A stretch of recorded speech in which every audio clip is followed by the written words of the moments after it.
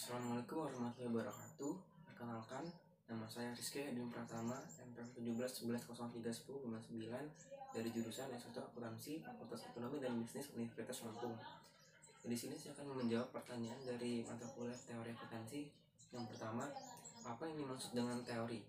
Yang menurut Jonathan S. Turner, teori merupakan proses menggambarkan ide-ide yang membantu kita menjelaskan bagaimana dan mengapa suatu peristiwa itu terjadi. Dan yang kedua, menurut John W. Creswell, teori merupakan serangkaian bagian atau variabel definisi dan dalil yang saling berhubungan yang menghadirkan sebuah pandangan sistematis mengenai fenomena dengan menentukan hubungan antara variabel dengan maksud menjelaskan fenomena alamiah. Dan yang ketiga, menurut Erwan dan Dia, teori menurut definisinya ialah serangkaian konsep yang memiliki hubungan sistematis untuk menjelaskan suatu fenomena sosial tertentu. Lebih lanjut, beliau mengatakan bahwa teori merupakan salah satu yang paling fundamental yang harus dipahami seorang peneliti ketika ia melakukan penelitian, karena dari teori-teori yang ada, peneliti dapat menemukan dan merumuskan permasalahan sosial yang diamatinya secara sistematis untuk selanjutnya dikembangkan dalam bentuk hipotesis-hipotesis penelitian. Soal yang kedua, apa yang dimaksud dengan teori akuntansi? Menurut Hendrickson, teori akuntansi adalah seperangkat prinsip-prinsip yang saling terkait yang bersifat hipotesis, konseptual, dan pragmatis, yang membentuk rangkaian referensi umum untuk bidang pengetahuan tertentu. Dan yang kedua, teori akuntansi menurut Vernon Camp. Teori akuntansi adalah suatu sistem yang komprehensif di mana termasuk postulat dan teori yang berkaitan dengannya. Dia membagi unsur teori dalam beberapa elemen: postulat dan asumsi dasar, definisi, tujuan akuntansi, prinsip atau standar, dan prosedur atau metode-metode. Soal yang ketiga, jelaskan sejarah perkembangan teori akuntansi dari sejak prahistori sampai dengan sekarang. Pada bagian pertama, pre-teori tahun 1942 sampai 1800. Sebelum formalisasi sistem double entry di tahun 1400-an, sangat sedikit ditulis tentang teori yang berdasarkan praktik akuntansi. Selama periode perkembangan dari sistem double entry, penekanan utama adalah pada praktik. Sampai tahun 1494, seorang biarawan Francisca Frappacioli menulis buku pertama untuk mendokumentasikan sistem akuntansi double entry. Judul karyanya adalah Summa de Arithmetica, Geometrica, Proportioni, and Proportionalita, atau yang disebut dengan ulasan aritmatika, geometri, dan proporsi. Untuk 300 tahun setelah 1494 disebut sebagai periode pra-teori. Tidak ada teori akuntansi yang telah dibuat dari waktu Pacioli pada awal abad ke-19. Saran teori muncul dari berbagai aspek, tetapi tidak sejauh yang diperlukan untuk menempatkan akuntansi secara sistematis. Pada bagian kedua yaitu General Scientific Period pada tahun 1800 sampai dengan 1955. Dalam periode ini sudah ada pengimbangan teori yang pengekanannya baru berupa penjelasan terhadap praktik akuntansi. Di sini sudah ada kerangka kerja untuk menjelaskan dan mengembangkan praktik akuntansi. Akuntansi mengembangkan berdasarkan metode empiris yang mengutamakan pengamatan atas kenyataan sehari-hari atau realitas, bukan berdasarkan pada logika. Hal tersebut melibatkan pengembangan teori berdasarkan apa yang diamati.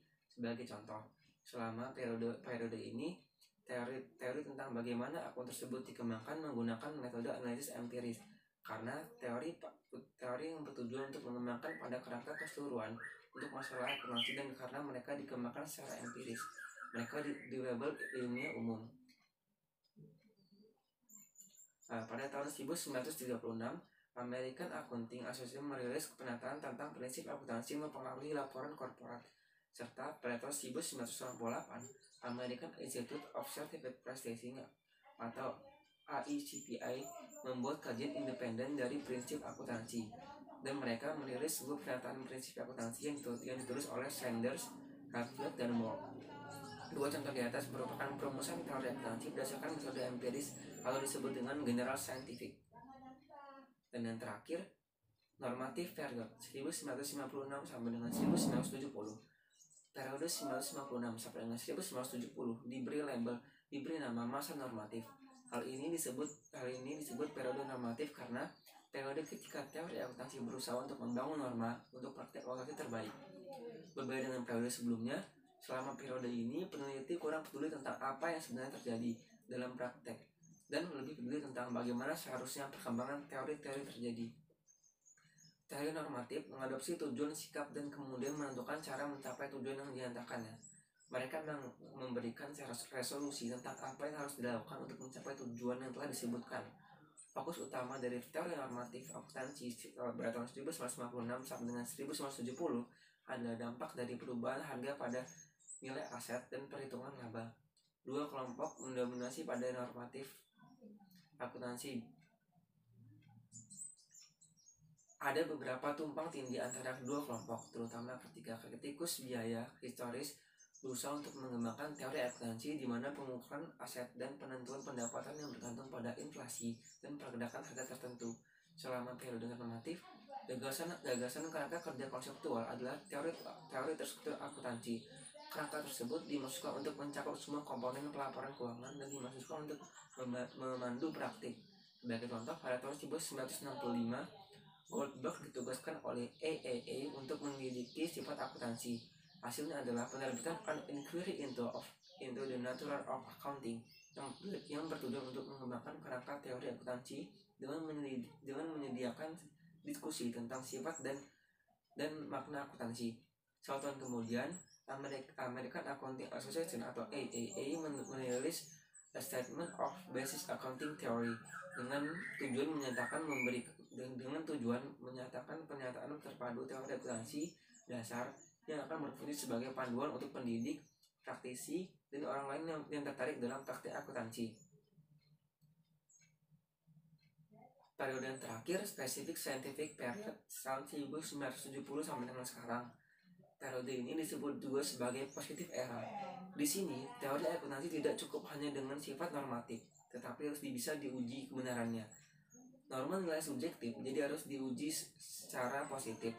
Penekanan normatif dikritik karena pertama, teori normatif tidak melibatkan pengujian hipotesa, dan yang kedua, teori normatif didasarkan pada pertimbangan subjektif. Karena teori normatif dianggap merupakan pendapat pribadi yang subjektif, maka tidak bisa diterima begitu saja, harus dapat diuji secara empiris agar memiliki dasar teori yang kuat. Pada periode ini, data empiris sudah banyak tersedia. Kemudian teknik-teknik statistik dan teknik yang menggunakan disiplin lain untuk melakukan pengujian sudah demikian banyak, sehingga memudahkan melakukan pengujian. Tujuan dari pendekatan teori akuntansi positif adalah untuk menerapkan dan mengamalkan praktek akuntansi. Salah satu contoh dalam pengujian teori positif ini adalah hipotesa bonus plan. Hipotesa ini menunjukkan bahwa manajemen yang remunerisasinya didasarkan pada bonus, maka mereka akan berusaha memaksimalisasi pendapatannya melalui pendekatan akuntansi yang dapat menaikkan laba sehingga bonusnya tinggi. Dalam penyusunan laporan keuangan, manajemen tentu akan memilih standar akuntansi yang dapat menaikkan laba atau bonus mereka. Teori ini akan dapat menjelaskan atau memprediksi perilaku manajemen dalam mana bonus plan diberlakukan. Bass dan Zimmerman mendukung konsep ini dalam bukunya Positive Accounting Theory, menyatakan bahwa keuntungan pendekatan ini adalah bahwa regulator bisa meramalkan konsekuensi ekonomis dan dari berbagai kebijakan atau praktik akuntansi. Menurut Godfrey dan kawan-kawan, pada akhir-akhir ini ada kecenderungan munculnya perbedaan antara riset akademis dan riset profesional. Yang sebelumnya dinilai seragam, riset akademik tetap dalam pendekatan positif yang umumnya menekankan pada peran pengaruh informasi akuntansi, sedangkan profesional agak condong pada pendekatan normatif yang umumnya menekankan upaya untuk menyeragamkan praktek akuntansi agar lebih bermanfaat dan bagi praktisi. Demikian jawaban yang dapat saya sampaikan. Apabila ada kesalahan dan kekurangan, saya mohon maaf. Pada Allah saya mohon ampun. Wassalamualaikum warahmatullahi wabarakatuh.